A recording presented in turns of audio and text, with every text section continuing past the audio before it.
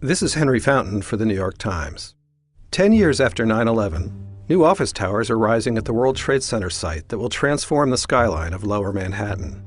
But the 16-acre site also serves as an important transportation hub and as a memorial to those who died when the Twin Towers were attacked. So much of the redevelopment is taking place below ground. There, architects, engineers, and construction workers have faced a complex task of fitting the various elements together. Just under Greenwich Street, the number 1 line of the city subway system runs through a concrete tunnel constructed in 2002 to replace one destroyed in the attacks.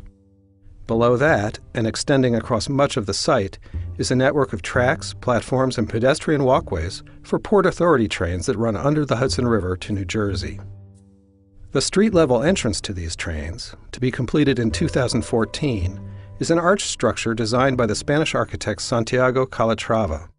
The construction has been challenging, in part because the pedestrian passage from the entrance dips under the subway tunnel, and workers have had to excavate beneath the tunnel while keeping it in place.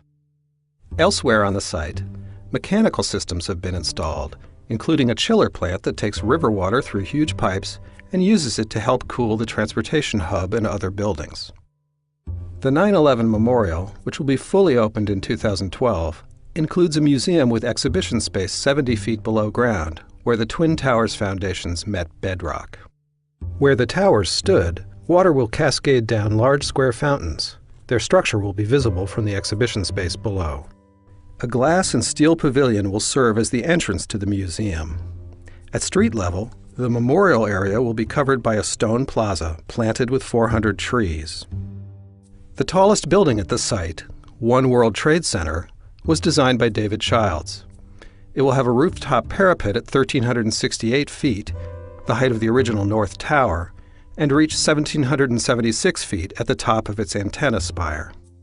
Tower 4, designed by Fumihiko Maki, will reach 977 feet.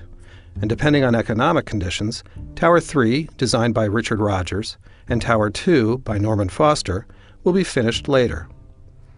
Also in the works is a performing arts center, which would be built where a temporary entrance to the Port Authority trains now stands. By 2020, perhaps, the site will be complete, both above and below ground.